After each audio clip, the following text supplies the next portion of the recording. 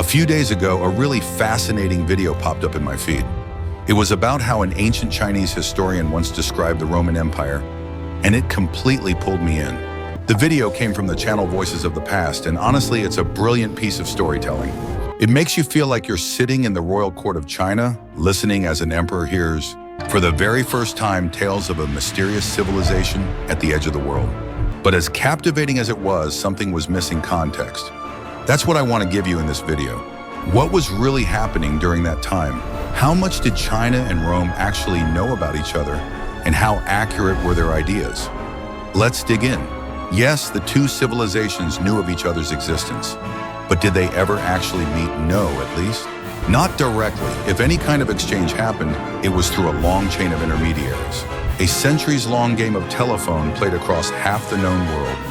The connection between Rome and China wasn't built through diplomacy or armies. It was built through trade. Through the vast web of land and sea routes that would one day be called the Silk Road. Trade between East and West didn't suddenly appear in Roman times. It had been happening for centuries, thanks in large part to the Persians. As early as the 5th century BC, the Persian Empire had constructed its famous Royal Road, a 1,600-mile artery linking the far corners of its realm. This road made it possible for goods, ideas, and travelers to move efficiently between the Mediterranean and Asia. Beyond that, merchants used other paths, ships sailing through the Persian Gulf and Arabian Sea into the Indian Ocean, and caravans crossing the Red Sea from Egypt toward Arabia and beyond. When Alexander the Great marched east and conquered much of Asia, his campaigns pushed those frontiers even farther.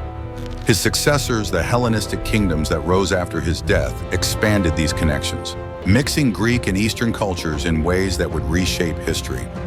The Greek historian Strabo wrote that by around the 200s BC, the Greco-Bactrian kingdom, a Hellenistic state in Central Asia, had extended its influence as far as Osiris, a term used to describe people living northwest of what is now China. Yet those early exchanges, while impressive, didn't quite reach China itself. That would soon change. In the 100s BC, the Han Dynasty began expanding into Central Asia, setting off a chain of events that would transform East-West relations forever. It began with an envoy named Zhang Qian. In 138 BC, Emperor Wu of Han sent him on a daring mission to explore the western borderlands lands full of rumor, mystery, and potential allies. 10 long years later, Zhang returned with astonishing reports. Advanced civilizations lay far beyond China's frontier. His discoveries lit a spark of curiosity and ambition in the Han court. Soon, more envoys followed and even armies marched westward. Their expeditions laid the foundations for something entirely new, a vast trading network that would become the Silk Road. Through it flowed not only silk, though that was its signature export, but an incredible variety of goods, fruits, vegetables, horses, grains, hides, precious stones, metals, art, tools, and religious objects. Ideas traveled to languages, philosophies, and scientific knowledge. The Silk Road didn't just move products, it moved civilizations. At this early stage, the network was still young.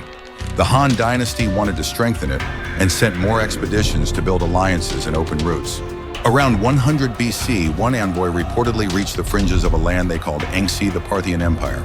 There he was met by a host of 20,000 horsemen and an intimidating welcome party. But the meeting went well. The Parthians, positioned between China and Rome, realized they could profit enormously by acting as middlemen in the East-West trade.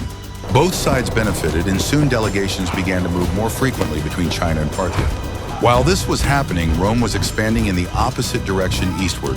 By this time, Roman forces had reached the western borders of Parthia, and traders and diplomats began to hear distant whispers about rich lands beyond the deserts. Likewise, the Chinese began to catch faint echoes of a powerful empire to the far west, an empire they would call Daqin, literally Great China. The name itself shows something remarkable. The Chinese saw Rome not as an alien world, but as a kind of mirror, a civilization equal in sophistication to their own. Within a century, Rome's sphere of influence had grown dramatically, stretching deep into the Near East. And it's around this time that we get one of the first tantalizing hints of potential contact between the two superpowers. The Roman historian Florus wrote that many foreign envoys came before Emperor Augustus among them. He claimed were the Sares, that word again. It's usually associated with the people of northwestern China or those living near its borders. But when historians cross-check that account with Chinese sources, there's no mention of any embassy to Rome during Augustus's reign. The most likely explanation is that these envoys were not diplomats at all, but independent merchants who made their way west or east through Parthian lands, carrying goods and stories rather than official messages. A clearer attempt at direct contact comes nearly 2 centuries later. Around 97 AD, during the Eastern Han Dynasty, a general near the Tarim Basin dispatched an envoy named Gan Ying to reach distant Daqin. Gan Ying's journey was epic, but ultimately incomplete. He made it only as far as what is now Iran before turning back, discouraged by local intermediaries who warned him of the immense dangers of the Western Seas. Still, his mission wasn't a failure. He returned with valuable intelligence, mostly gathered from Persian sources describing a vast and powerful empire with hundreds of fortified towns, postal relays, independent kingdoms. A few decades later, around 166 AD, Chinese records mention that an embassy from Rome arrived in China, supposedly by sea through southern Asia. Once again, modern scholars are skeptical. There's no matching record in Roman sources, and the ambassadors may have been traders using the prestige of Rome's name to gain favor at the Han court. What all this shows is how blurry the historical picture really is. Despite their wealth, power, and sophistication, neither Rome nor China ever managed to establish confirmed, sustained diplomatic contact. Instead, they glimpsed each other through layers of trade, rumor, and imagination. As the centuries rolled on, the Han Dynasty weakened, fell into decline, and fractured into smaller kingdoms. China turned inward, focusing on internal struggles rather than foreign adventures. The great era of early East-West exchange dimmed. For the next several centuries, the lights along the Silk Road flickered. Trade continued. Merchants are nothing if not persistent, but state-sponsored expeditions faded into memory. It wouldn't be until the Tang Dynasty, some 600 years later, that China once again reached far into Central Asia. By then, though, the Roman Empire was long gone. What remained, the Byzantine Empire, was smaller and very different. Tang records mention several embassies from a land they called Fulan, their word for Byzantium, arriving in China. But as before, it's hard to know whether these were official missions or ambitious merchants looking for opportunity. Either way, the age of direct Roman-Chinese contact had passed before it ever truly began. And yet the story doesn't end there. Even without formal relations, the exchange of goods, stories, and ideas continued. Traders carried silk, spices, and gems from one end of the continent to the other. Sailors braved monsoon winds, and caravans trudged through endless dunes, all driven by curiosity, profit, and survival. Those routes didn't just move merchandise, they moved knowledge. They inspired wonder on both sides about the world beyond the horizon. By the early Middle Ages, the Silk Road was more than a trade route. It was a cultural artery connecting people who had never met Romans. Persians, Indians, Arabs, Chinese, each adding a brushstroke to humanity's first global network. And though the emperors of Rome and China never stood face to face, their civilizations were already in conversation through silk, gold, paper, and stories. Now that we've set the stage for how China and Rome were indirectly connected, let's shift to a question that really sparks imagination. What exactly did they think of each other? What kind of picture did ancient Chinese scholars have in their minds when they spoke of Rome? And on the other side of the world, what did Roman writers believe about China, this land that seemed to sit at the very edge of existence? Let's start with the Chinese perspective, because we actually have a fascinating surviving record that gives us rare insight, a brief description found in the records of the Three Kingdoms and later quoted in the Book of Later Han. This is the same text referenced in the Voices of the Past video. It's one thing to know these two civilizations existed at the same time. It's another to hear what ancient people thought about each other across 11,000 kilometers of mountains, deserts, and seas.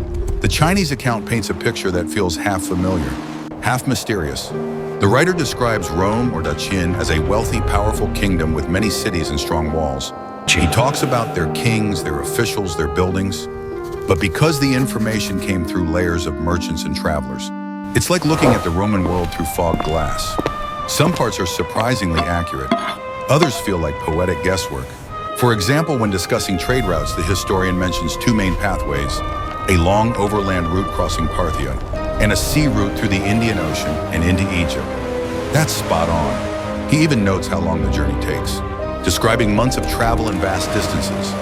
The descriptions are vague, yes, but impressive for someone writing from across a continent without maps or satellite photos, just secondhand stories and caravan gossip.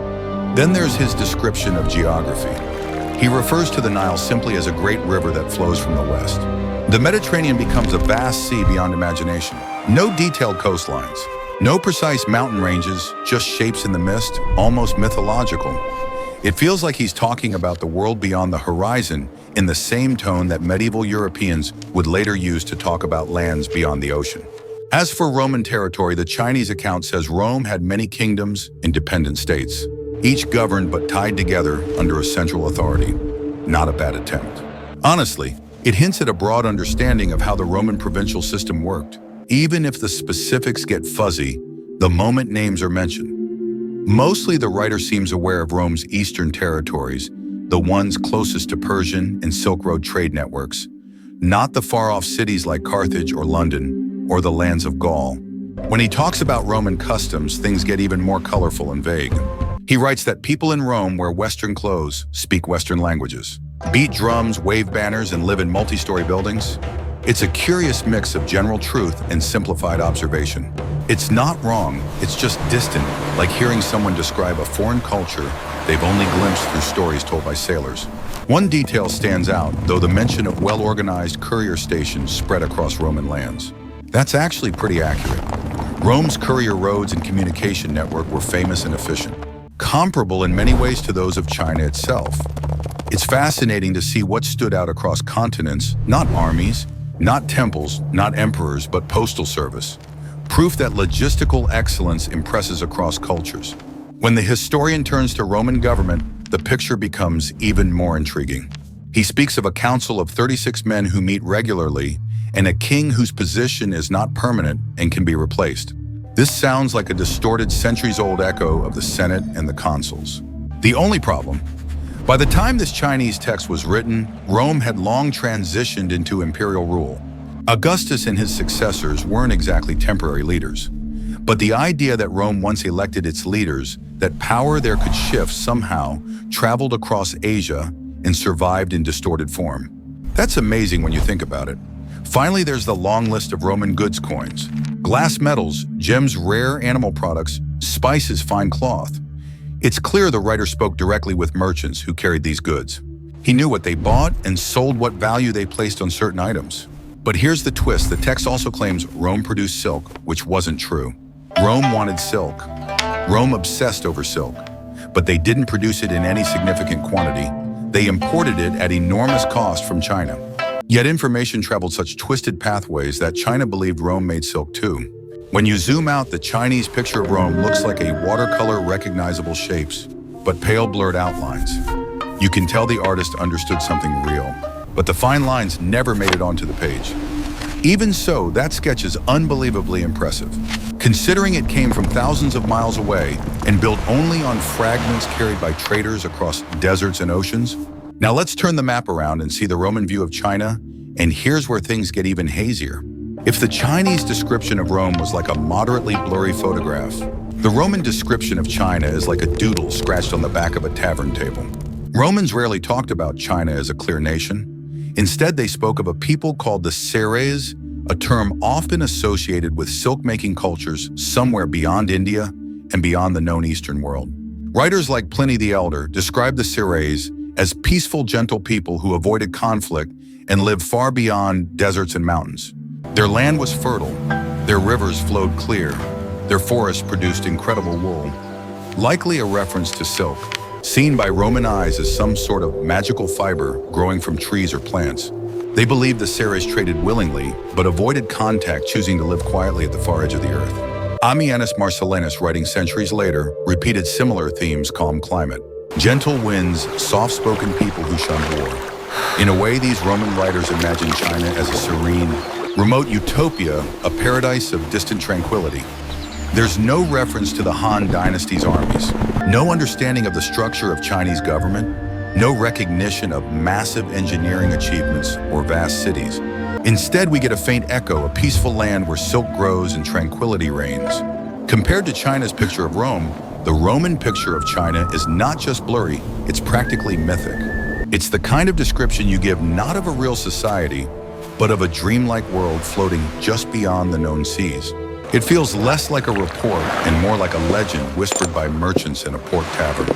half remembered and polished the into dunes, something mystical. where the sun Why sleeps, such a huge gap lies in a land detail? of giants. Partly because the flow of Their information emperor was one sits on a directional. throne. Silk traveled west toward Rome. Roman glassware, gold, and coins traveled east. But stories, they mostly moved along the same route silk did, originating in China or Central Asia and drifting gradually toward Rome. The Romans simply didn't have the same level of structured curiosity about distant civilizations as the Chinese court did. They cared about neighbors, rivals, threats, Parthians, Germans, Carthaginians. China existed beyond all those. Too far to conquer, too far to trade directly, too far to matter strategically. It became a place of imagination, not policy. And yet, even in that fog, Romans sensed something important. They knew deep down that somewhere far beyond the horizon lay another center of civilization. One powerful, one mysterious one, capable of producing a fabric so divine it changed fashion, diplomacy, and economics across the Mediterranean. The existence of the Ceres reminded Rome that greatness was not theirs alone, that the world was bigger than they could ever see. There's something poetic about that: two empires, two poles of ancient power, each sensing the other like dim lights flickering across a vast night. Neither fully grasped the other. Neither reached the other's capitals. But both knew faintly that the world stretched beyond their borders, that humanity had more than one cradle of greatness. And in the end, perhaps, that's the most powerful takeaway. Not whether they traded a little or sent an embassy once or twice, but that even when separated by mountains, deserts, and endless horizon, they still looked outward. They still wondered. They still asked, who else is out there? What world lies beyond ours? That curiosity, that hunger to understand, is what ties Rome and China together across thousands of years. And it's what makes this story so compelling to us even now. Even though the ancient records we have are fragmented when we piece them together, they tell a surprisingly human story, one of distance, curiosity, and imagination. Both the Romans and the Chinese were convinced they stood at the very center of civilization. For the Chinese, the empire of the Han was all under heaven. For the Romans, they called their Mediterranean Mare Nostrum our sea. Both saw themselves as the axis of the world, the pinnacle of order and culture surrounded by barbarians. So when rumors reached each side about another great power beyond the horizon, one with palaces, armies, wealth, and order, it must have stirred something deep.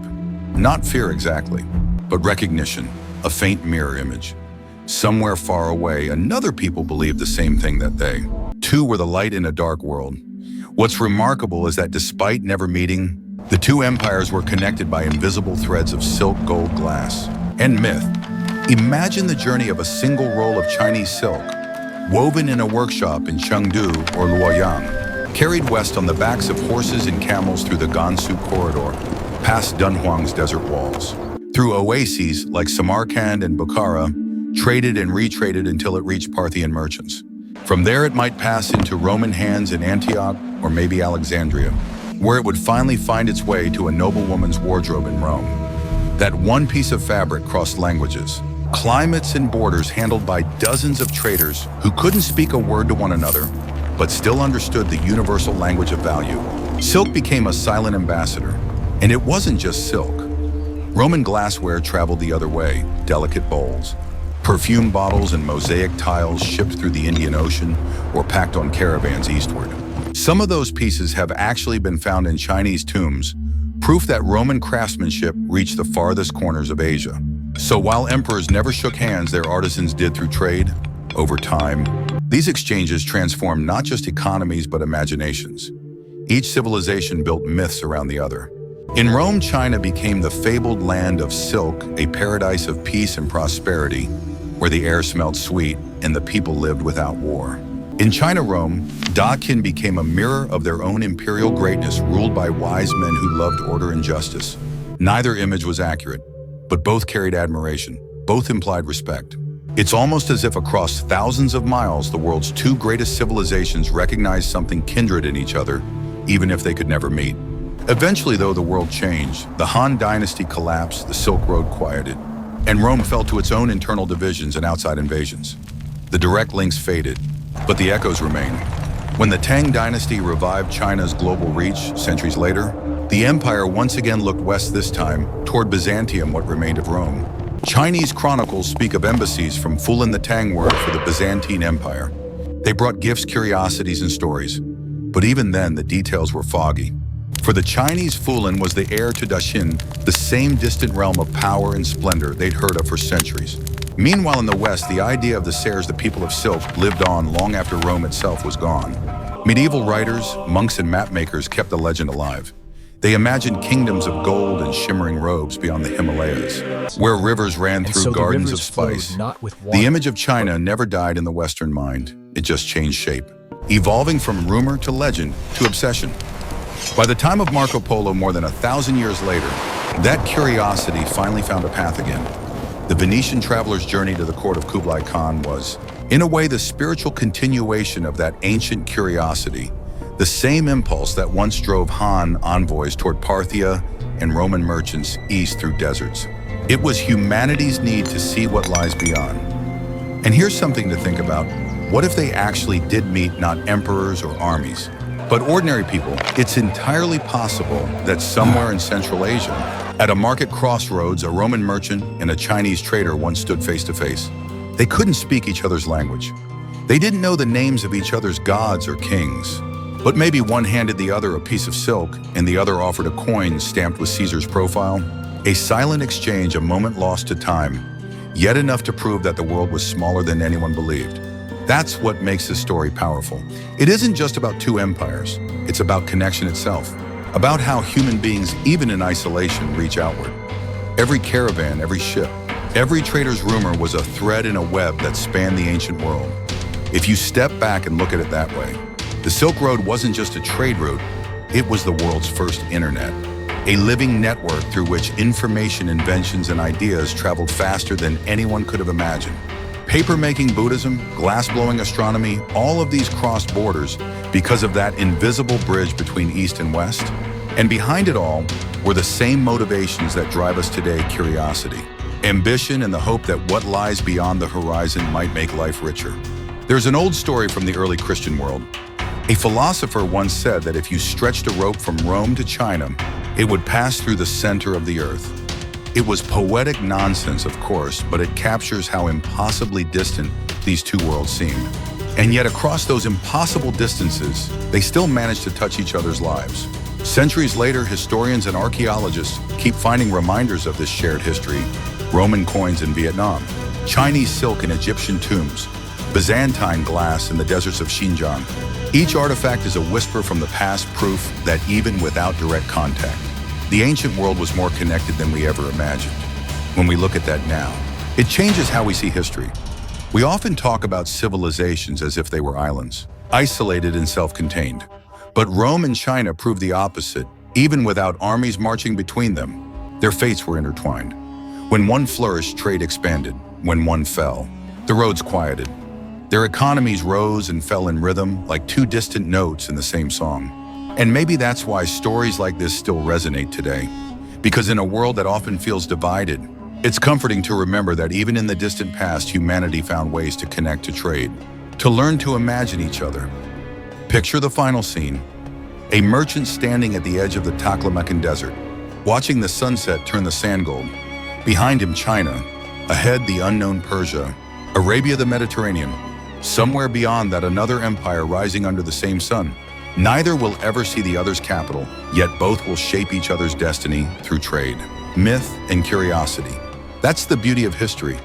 It reminds us that contact doesn't always mean conquest, and that sometimes the most powerful connections are invisible, carried not by armies or diplomats, but by stories, silk, and imagination. So when we talk about Rome and China, we're not just telling the story of two empires. We're telling the story of how the human world began to link itself together, thread by thread, story by story, until one day those ancient paths became the highways of our global civilization. And perhaps somewhere deep in the archives of time still lies a scroll or letter, a message that finally crossed the world from one emperor to another, a message we haven't yet found. Until that day, we'll keep piecing together the fragments, the maps, the coins, the broken pottery, and the whispered names that cross deserts and seas. Because that's what history really is, not just remembering what was, but imagining the bridges between what we know and what we've lost. And few bridges are more extraordinary than the one that once, however, faintly connected Rome and China.